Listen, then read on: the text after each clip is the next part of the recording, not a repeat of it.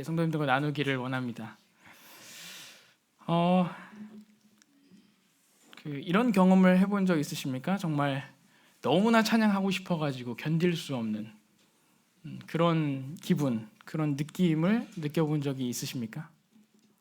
네, 정말 너무나 찬양하고 싶은데 직장이어가지고 학교여가지고 찬양할 수 없는 기분, 사람들이 보고 있어가지고 길거리여서 찬양할 수 없는 기분. 근데 내 마음은 너무나 지금 찬양하고 싶어서 막 들떠 있고 너무나 즐겁고 기쁜 그런 상태. 어쩌면 그리스도인에게는 그런 상태가 당연한 건지도 모르겠습니다. 왜냐하면 우리가 받은 은혜와 사랑이 찬양하지 않고는 견딜 수 없을 만큼 크기 때문이죠. 우리는 왜 찬양해야 하는가라는 질문에 오늘 답해 보기를 원합니다. 어떻게 생각하십니까? 왜 찬양을 해야 될까요? 해야 하니까 그냥 당연히 해야 되는 거 아닙니까? 이런 답변도 있을 수 있습니다.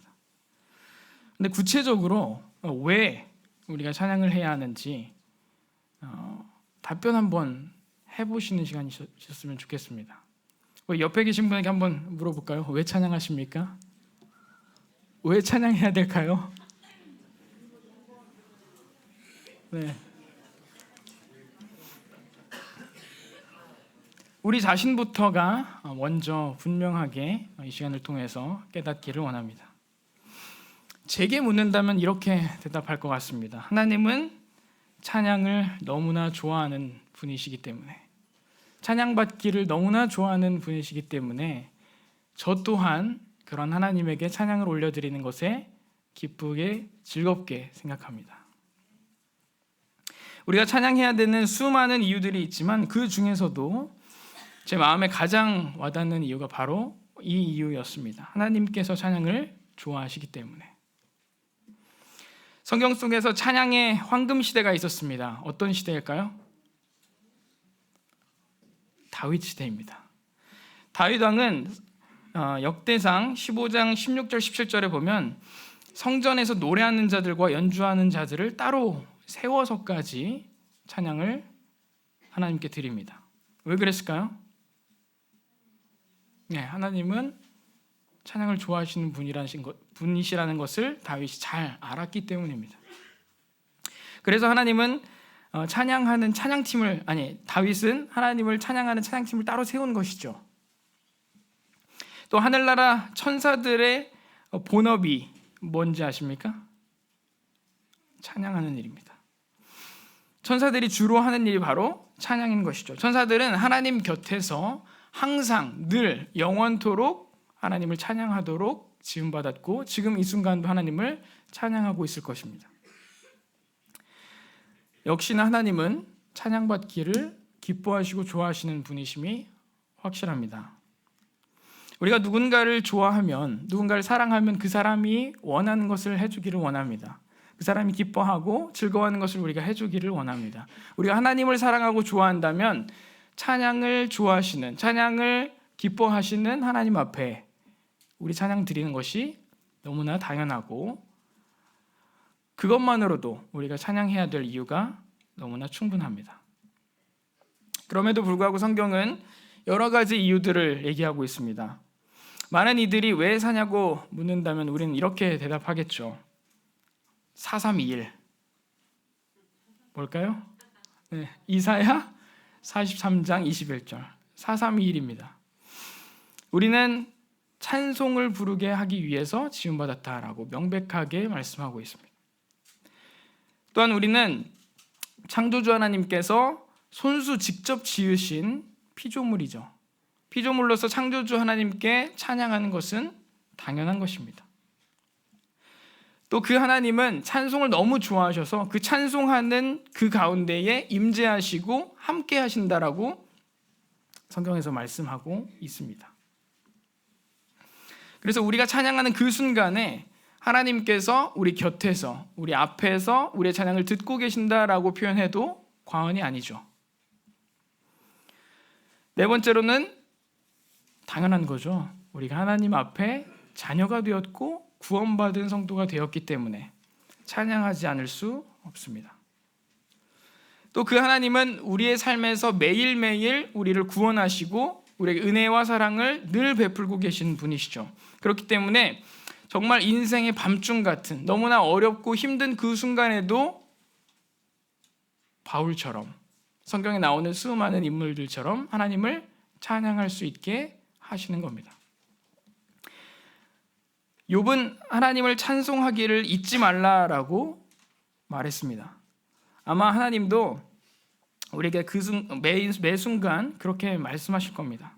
매일 매 순간 그분의 변함없는 큰 사랑을 우리가 풍성히 누리고 있기 때문에 또 우리는 불쌍히 여기셔서 베푸시는 그 한량없는 은혜 때문에 우리는 찬양할 수밖에 없는 것입니다. 마지막으로 우리 입술에서 나올 수 있는 최고의 열매가 찬양이기 때문입니다. 우리 입으로 할 수 있는 말들 중에서 가장 최선의 것, 최고의 것은 하나님을 찬양하는 일입니다. 그래서 아무리 좋은 노래나 좋은 글, 좋은 말을 한다 할지라도 하나님을 찬양하는 것, 우리 입술에서 하나님을 향한 찬양이 쏟아져 나오는 것보다 더 귀한 것은 없습니다. 하나님은 우리 입에 어떤 노래가 이렇게 울려 퍼지는지에 대해서 관심을 가지고 계십니다. 이 순간에도 우리가 무슨 말을 하는지, 또 어떠한 노래를 부르는지 하나님이 관심 가지고 계십니다. 우리 입에서 만약에 늘 돈타령이라든지 미움, 다툼, 시기, 질투, 불만, 불평 같은 것들, 부정적인 언어들이 쏟아져 나오는 것을 하나님이 보고 계시고 듣고 계시죠. 얼마나 안타까워 하시겠습니까? 그런데 반면에 그분이 베푸신 역사와 놀라운 이적과 그 은혜들을 생각하면서 우리 안에서 찬송이 흘러져 나오는 것을 주님이 듣고 계시고 보고 계신다면 얼마나 또 기뻐하시고 감격하시겠습니까? 어떤 분은 이렇게 얘기합니다. 우리의 영적 상태를 진단할 수 있는 최고의 척도는 우리 입에서 나오는 말과 노래다. 과연 우리가 하루 동안에 우리 입술에서 어떠한 말을, 어떠한 노래를 불렀는지 오늘 하루 한번 생각해 보시기 바라겠습니다.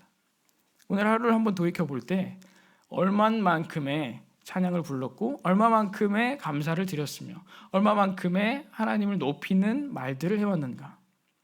그것이 우리의 영적 상태를 진단할 수 있는 척도라고 해도 과언이 아닙니다.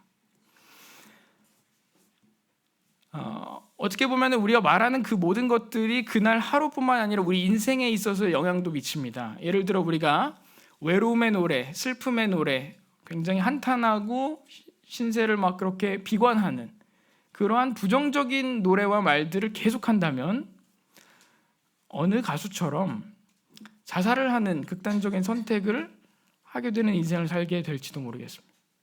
그만큼 우리가 어떤 말을 하는지, 어떤 노래를 하는지가 우리의 삶과 인생을 좌지우지할 만큼 큰 영향력이 있다는 것입니다.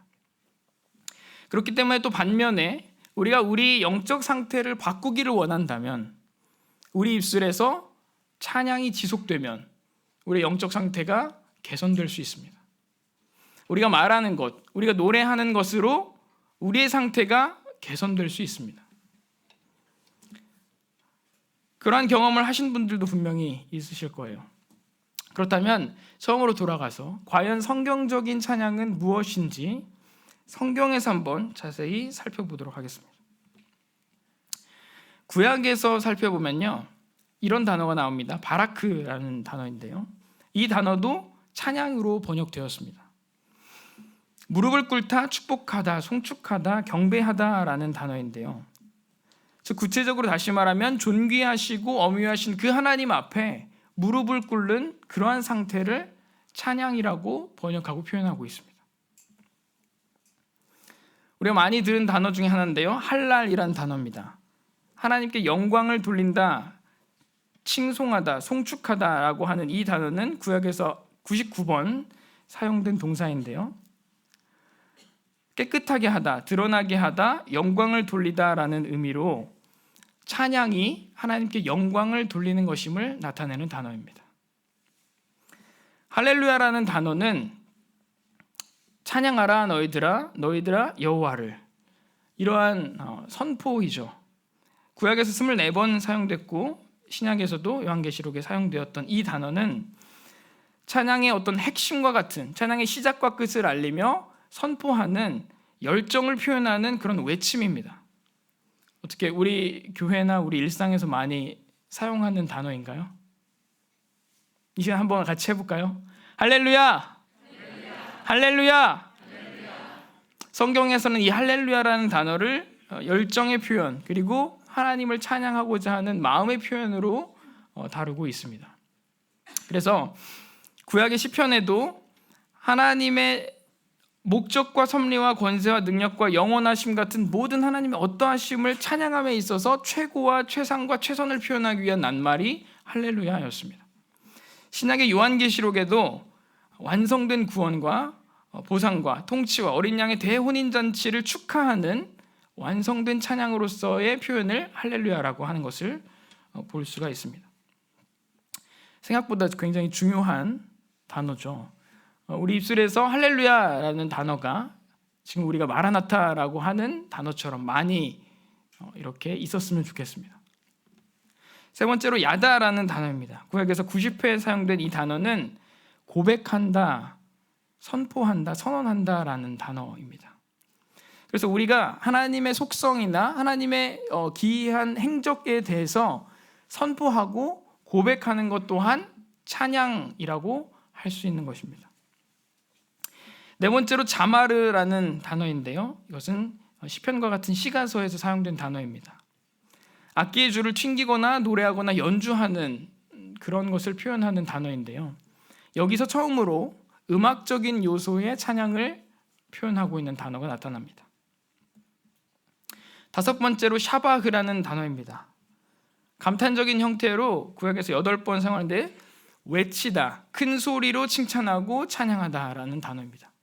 여기서 포인트는 큰 소리로 외치는 것을 말하는 것입니다.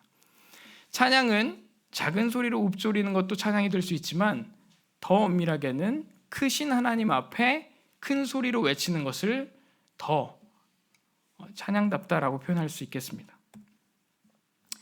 정리해보면 구약에서 찬양이란 인간이 하나님을 자랑하고 두 손을 높이 들어 경배하고 감사하고 노래하고 큰 소리로 외치고 또 무릎을 꿇고 송축하면서 경의를 표하는 등 인간이 지닌 몸과 마음의 모든 것을 총동원해서 그 하나님의 거룩한 영광을 드러내는 행위를 표현하고 있습니다.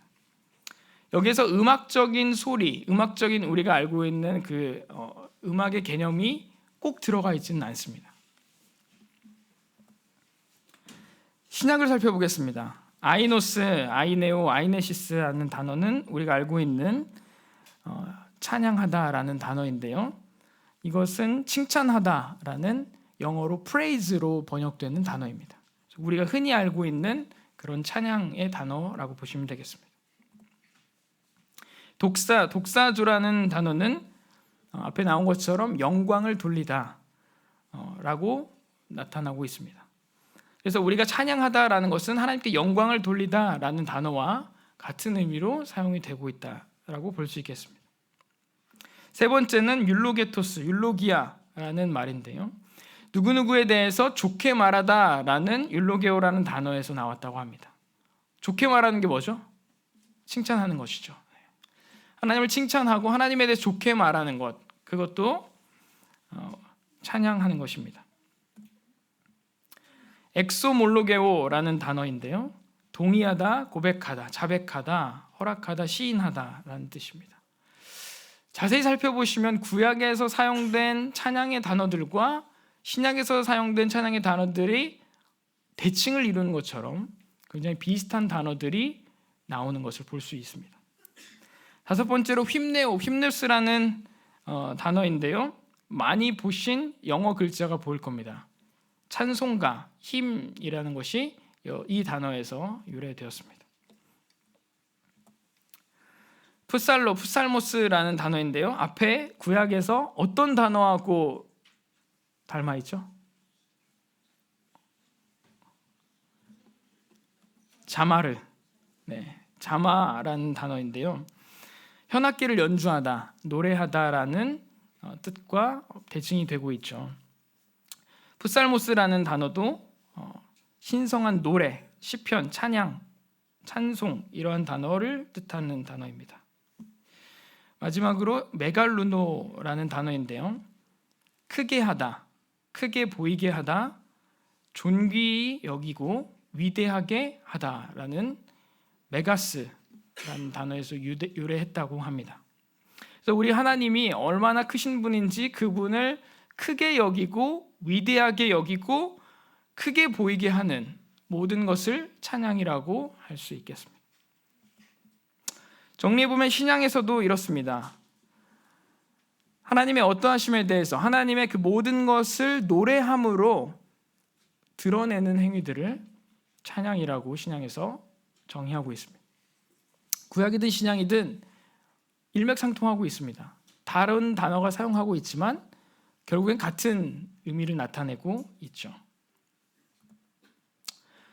현대적으로는 요새 이렇게 번역을 할 수 있겠습니다. 정의를 할 수 있겠습니다. 하나님 그분 자체를 높이고 그분의 행적을 기리는 말이나 노래 혹은 그 모든 행위까지 다 포함합니다. 우리가 찬양한다라고 표현했을 때는 단순히 그냥 우리가 입술로 노래한다라는 것에 국한되어 있으면 안 됩니다. 찬양이라는 단어는 앞에서 얘기했듯이 하나님을 칭찬하는 말도 찬양이 될 수 있는 것입니다. 예를 들어 제가 지금 이 자리에서 하나님 당신은 위대한 분이십니다 라고 외치는 이 선포도 찬양에 해당하는 것입니다. 옆 사람에게 우리 하나님 정말 대단한 분이야, 우리 하나님 얼마나 위대한 분인지 알아? 라고 말하는 것도 하나님을 찬양하는 행위입니다. 우리가 이 자리에서 노래가 하나님의 찬양이 울려 퍼지고 그 자리에서 방방 뛰면서 기뻐하고 춤추는 것도 찬양의 행위에 들어가는 것이죠. 또 그분의 어떠하심에 우리가 너무나 압도되어서 그분 앞에 엎드려서 무릎 꿇고 그분을 존귀히 여기는, 크게 여기는 그러한 행위도 찬양에 속하게 됩니다. 그래서 요새 많이 일반 규파 교단에서 사용하는 단어는 찬양 예배라고도 사용하지만 경배와 찬양이라는 단어를 많이 사용합니다. 찬양이란 우리가 방금 앞에 얘기한 것처럼 하나님을 높이는 노래나 기도, 선포와 같은 것들로 하나님을 찬양하는 그런 모습들을 찬양이라고 얘기하죠. 이것은 하나님이 어떠한 분이신가에 초점 맞춰져 있는 단어입니다. 그래서 우리가 그 하나님이 어떠한 분이신가를 찬양하고 높이는 것, 그것을 praise, 찬양이라고 표현하는데, 경배라는 단어는 예배랑 같은 말로 번역됩니다. worship이라는 단어인데요. 그 존귀하신 하나님 앞에서 우리 자신이 정말 완전히 굴복되어서 무릎 꿇고 엎드려지는 그러한 순종과 굴복과 복종의 표시를 나타내는 그런 태도를 경배, worship이라고 표현합니다. 이것은 앞에 나온 찬양과는 조금 다르죠. 찬양은 하나님 중심, 하나님 초점으로 가 있습니다. 그래서 우리가 하나님이 어떠하심에 대해서 높이고 찬양하는 것이지만 반대로 그 하나님이 엄청나게 대단하신 분이고 위대하신 분이라는 것을 우리가 느낄 때 그분 앞에서 우리의 태도가 완전히 엎드러지는 그러한 인간 초점을 맞춰져 있는 단어라고 볼 수 있겠습니다. 그래서 우리가 만찬 예배를 드릴 때 기도하고 찬양하죠. 그 가운데에 찬양과 경배가 다 들어있나요? 들어있나요? 네, 다 들어있습니다. 우리가 찬양할 때 하나님 어떠한 분이십니다, 하나님 어떠한 것을 행하셨습니다 라는 찬양도 하지만 또 우리가 그 분 앞에서 정말 두려워 떨고 또 감사하면서 그분의 어떠하심 때문에 무릎 꿇고 엎드리고 순종하겠습니다, 하나님 앞에 우리 인생을 드리겠습니다 라고 결단하고 복종하는 그러한 태도를 보이고 기도한다면 그것은 경배, 예배한다라고 표현할 수 있는 것이죠. 정리하겠습니다. 찬양은 단순히 노래를 부르는 것만 의미하지 않습니다. 우리의 몸과 마음의 모든 것을 다해서 그분을 인정하고 기뻐하고 영광 돌리는 모든 행위를 포함하는 것입니다. 누구에게 찬양하죠? 성부 하나님. 성경에서는 399회 하나님께 여호와를 여호와께라는 하나님이 찬양받으실 대상이라는 것을 앞뒤 전후에서 표현하고 있습니다. 두 번째로는 성자 예수님이시죠. 그런데 성령 하나님은 찬송받으셔야 한다는 기록이 없죠. 성경 전체에서 성령님의 어떤 격위가 낮아서 성령님이 찬송을 받으심이 합당하지 않다 이런 표현은 절대 없습니다. 다만 삼위일체 되시는 하나님이시지만 찬송의 대상으로서는 성부 하나님과 성자 예수님만 언급되고 있다는 것을 기억하셨으면 좋겠습니다.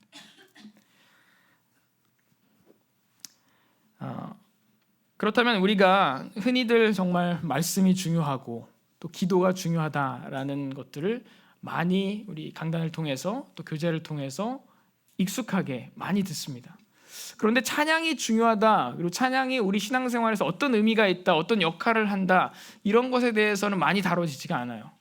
상대적으로 많이 찬양은 그냥 의례적으로 하는 그 정도 수준으로만 생각하고 있습니다. 말씀을 듣는 것은 너무나 중요하고 기도하는 것은 너무 중요한데 찬양하는 것은 너무 중요하다라는 표현을 듣기가 쉽지 않습니다. 어떠한 의미가 있는지, 어떠한 역할을 하는지 한번 살펴보도록 하겠습니다. 찬양은 여호와의 영광이 임하게 합니다. 어쩌면 제일 중요한 부분인데요. 구약에서 여호와의 영광이 임하는 가시적인 표현 중에 하나가 여호와의 전에 구름이 가득한 모습이었습니다. 그런데 그 구름이 가득해서 하나님의 임재하시는 모습을 보는 그 타이밍, 그때가 언제였죠? 찬양하고 찬송하는 그 때입니다. 그때에 하나님께서 임재하셨습니다. 우리는 찬양을 통해서 이러한 하나님의 영광을 많이 경험하게 됩니다. 굉장히 추상적인 표현인데 어떤 때냐면요, 우리가 찬양하는 중에 내면의 깊숙한 곳에서부터 어떤 깊은 감사와 감동과 평강과 사랑과 이런 것들이, 성령이 주시는 열매와 이런 것들이 내 안에서 막 넘쳐오르는 것을 느낄 때 우리는 하나님의 영광이, 그리고 하나님이 우리와 함께 하신다는 것을 분명히 알 수 있게 됩니다. 그런 영광을 경험하게 되면 내가 크게 보였던 문제들이, 내가 지금 겪고 있는 상황과 환경들이, 그리고 내가 중요하게 생각했던 것들, 내가 필요하다고 생각했던 것들이 더 이상 크게 보이지 않는 것이죠. 왜? 하나님께서 가장 크신 분이시기 때문에, 내 인생에서 가장 중요한 분이시기 되시기 때문에, 마치 찬송가의 가사처럼 세상과 나는 간 곳 없고 구속된 주만 보이도다, 이런 간증이 우리 안에서 나오는 것이죠.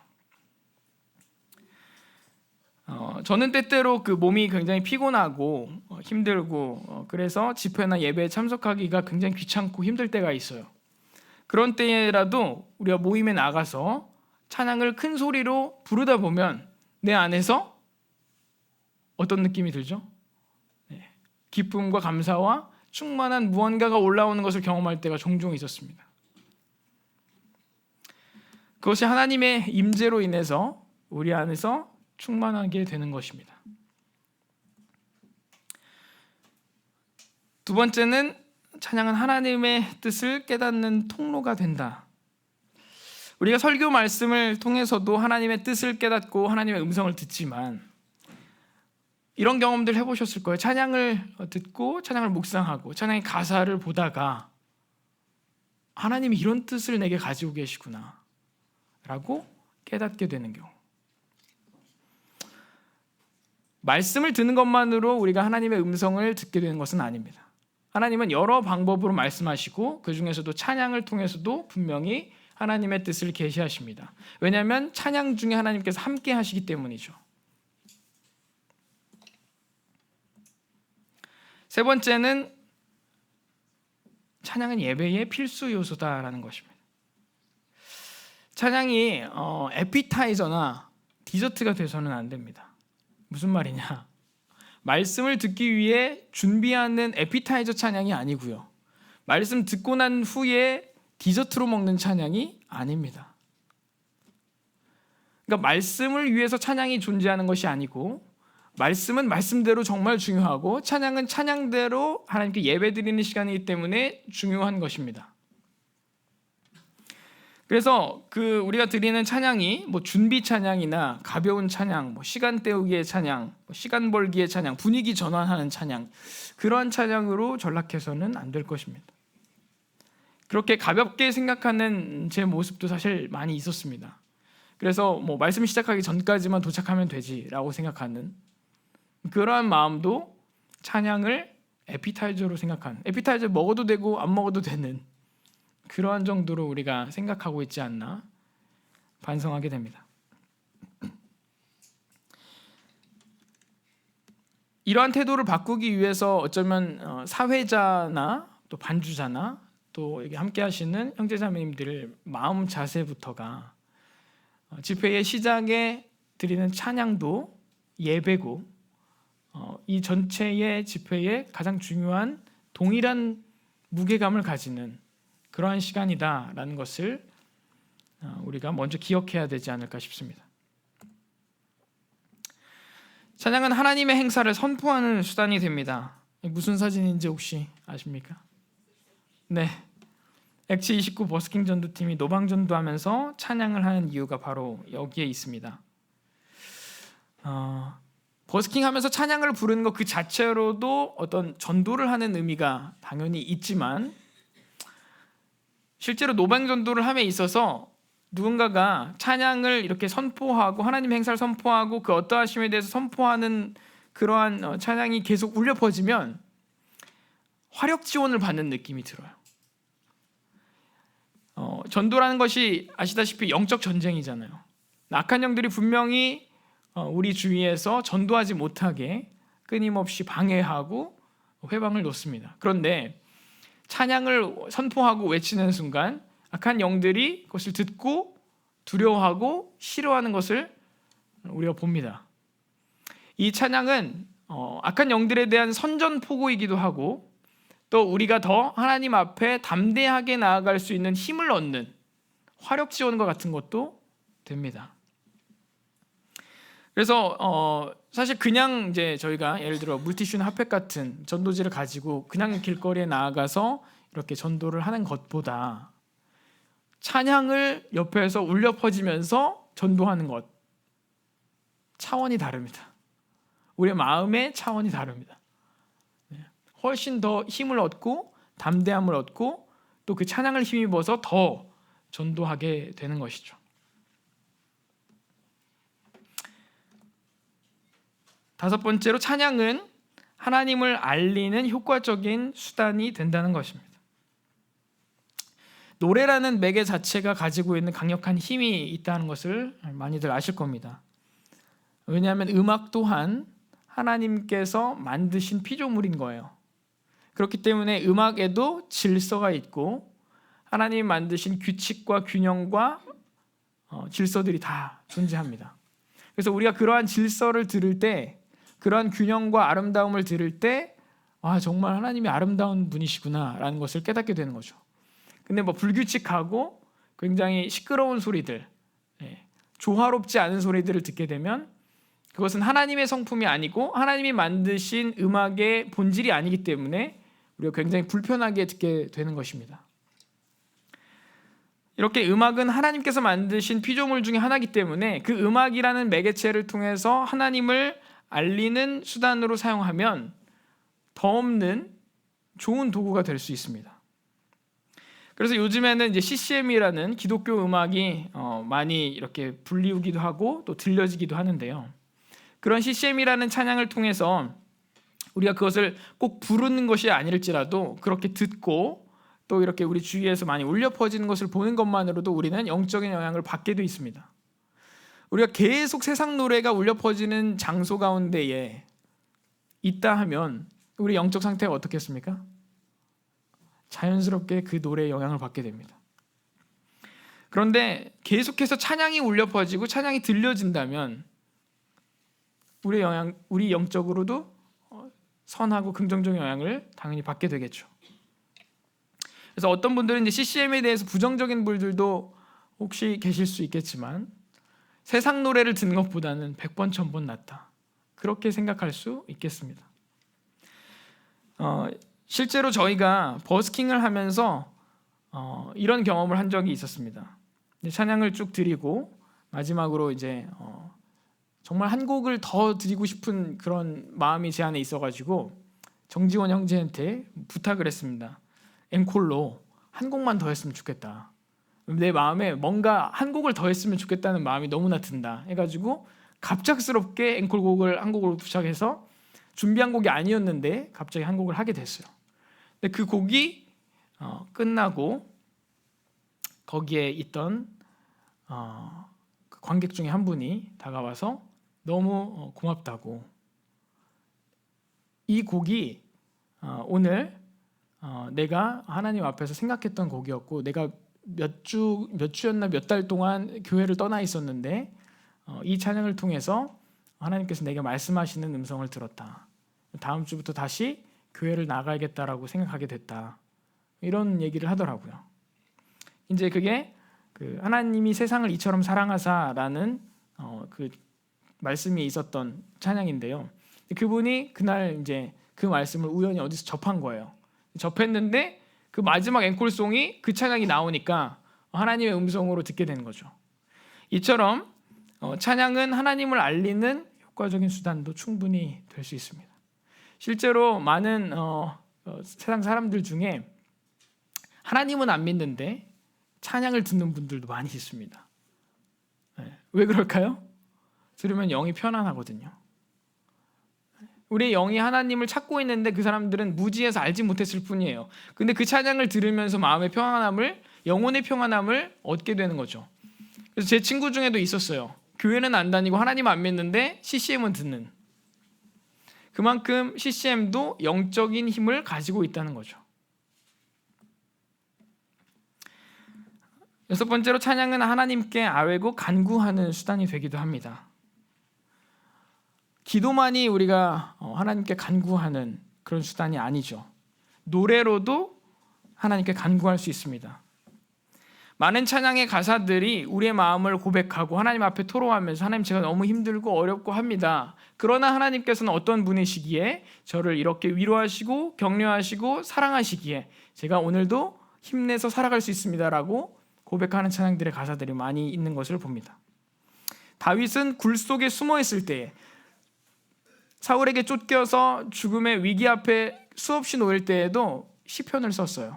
시편의 가사들은 이게 찬양인가 싶을 정도로 고백적이고 정말 하나님 앞에 그냥 기도의 줄글들이에요. 아시죠? 그러한 것 또한 하나님이 보시기에는 찬양이 될 수 있다는 것입니다. 우리의 마음이 너무 어렵고 힘들어서 기도도 나오지 않을 때에 그때에 좋아하는 찬양, 또 우리의 마음을 회복시킬 수 있는 그런 찬양들을 듣고 노래하는 것만으로도 우리가 회복할 수 있는 길이 됩니다. 그래서 어떤 찬양의 가사들은 또 내 마음과 너무나 맞닿아 있어서 내가 기도하고 싶은 내용인데 이 찬양의 가사가 내 기도와 너무나 닮아 있다. 이런 경우들이 있죠. 그럼 우리가 기도를 30분 하기는 어려운데 그 찬양을 30분 부르는 것은 쉽습니다. 이해하시죠? 기도가 나오지 않을 정도로 마음이 어렵고 메말라 있을 때 찬양으로 우리 마음이 기도하게 되는 상황인 겁니다. 그렇게 음악이라는 도구도 우리의 마음을 만지고 영혼을 만지고요, 하나님 앞에 찬양하게 도와주는 그런 좋은 매개체가 될 수 있습니다.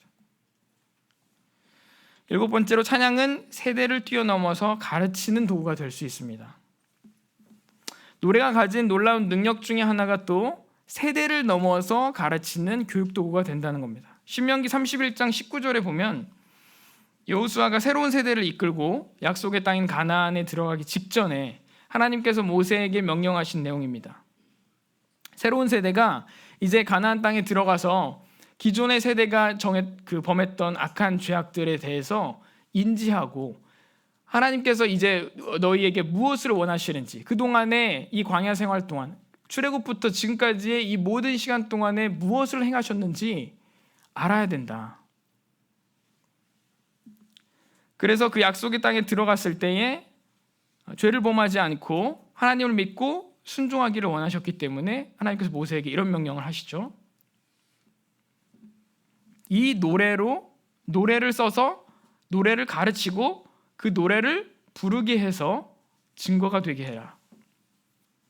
모세는 31장 22절에 바로 그 즉시 순종하고 노래로 다음 세대에게 전달합니다.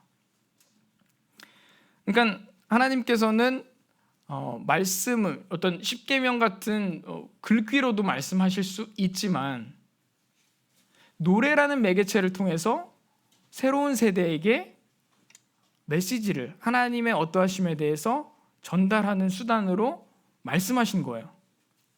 그러니까 하나님 또한 음악에 대해서, 노래에 대해서 영향력을 인지하고 계신 거죠. 알고 계신 거죠. 왜냐하면 노래는 아시다시피 작곡할 때부터 작곡자의 의도와 생각과 사상을 다 지니고 작곡이 됩니다. 그럼 우리가 그것을 듣고 부르는 것만으로 그 세계관과 사상과 신념이 우리에게 자연스럽게 영향을 미치게 돼 있어요. 그것은 영적인 세계에도 큰 영향을 미칩니다. 그래서 우리가 많이 들었던 것처럼 뭐 사탄의 음악이다 이렇게 불리우는 그러한 음악들을 잘 듣다 보면 우리가 마음과 생각만 어지러워지는 게 아니라 영적으로도 굉장히 어지러워지는 것을 경험적으로 아실 겁니다.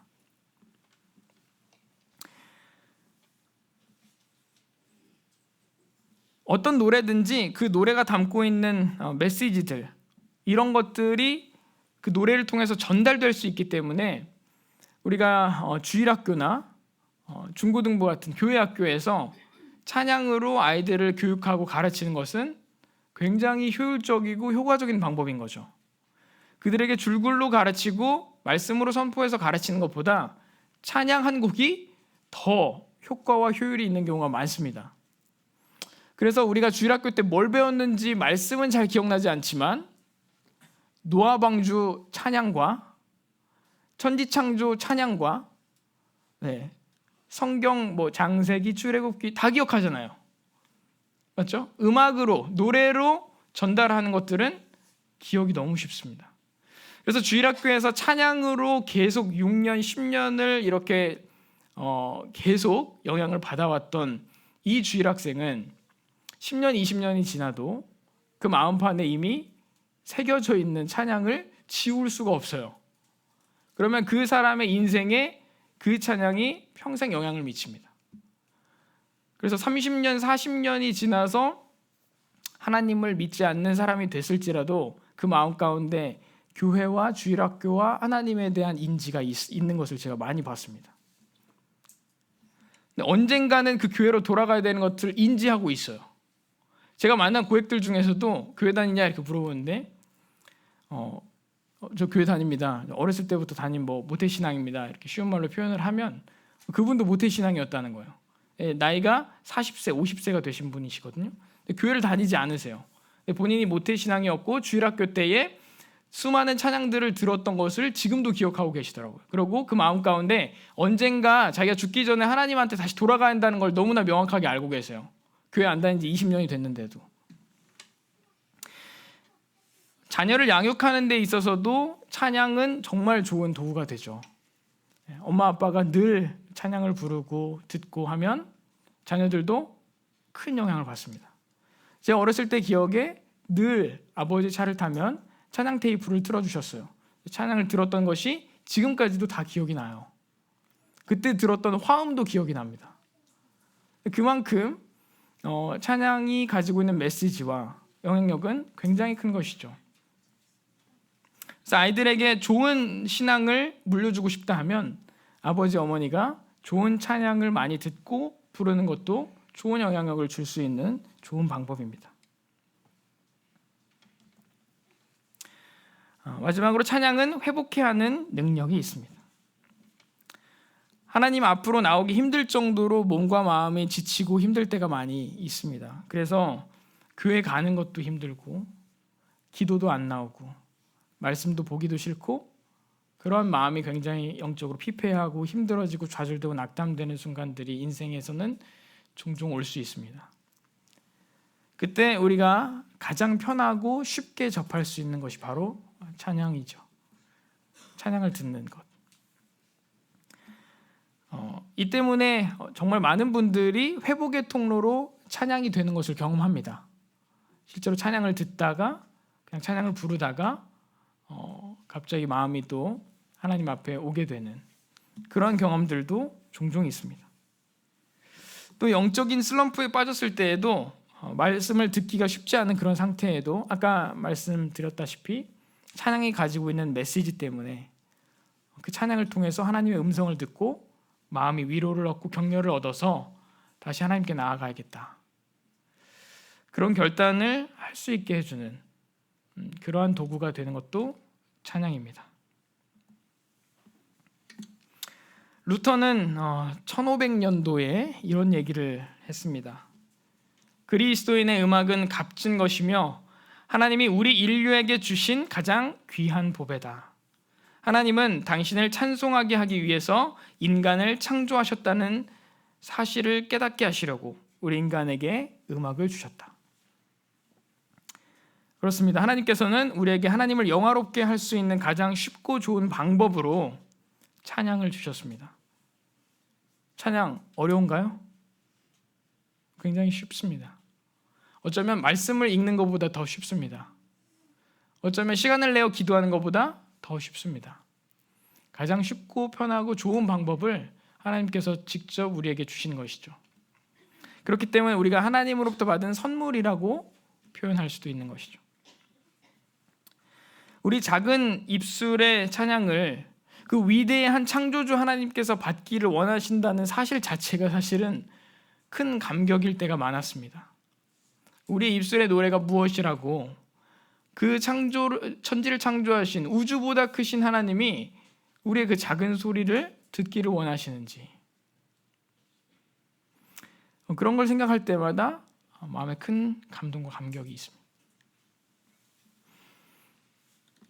그렇기 때문에 우리 오늘도 하나님은 우리의 입술을 지켜보고 계십니다.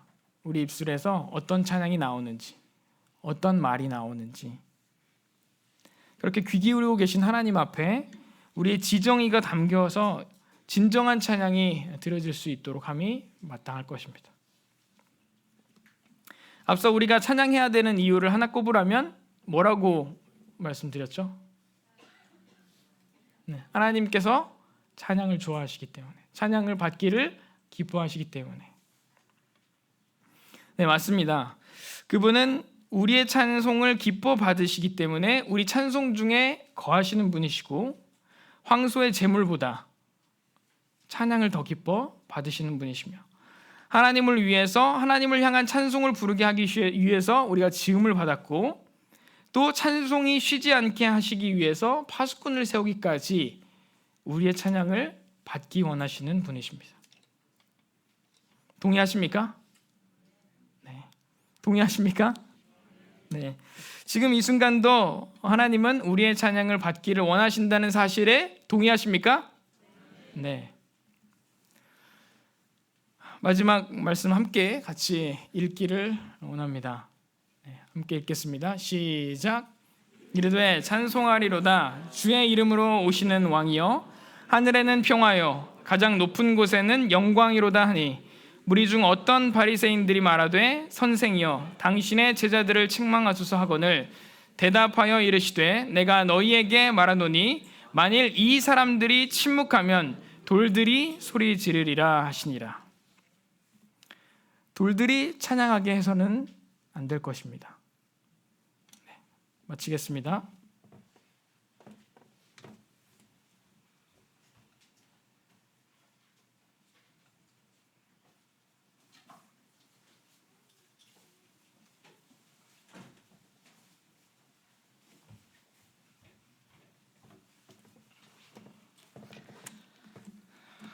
네, 말씀 감사합니다. 네, 저도 가끔 이제 집에서 이렇게 찬양을 틀어 놓으면 아이들이 아는지 모르는지 춤을 엄청 춥니다. 네, 그런 모습들을 이렇게 보면서 나는 언제 이렇게 순수한 마음으로 이렇게 주님을 찬양했나 하는 이제 그런 생각들이 문득문득 들 때가 있었는데, 오늘 이렇게 말씀을 들으면서 저도 은연중에 찬양이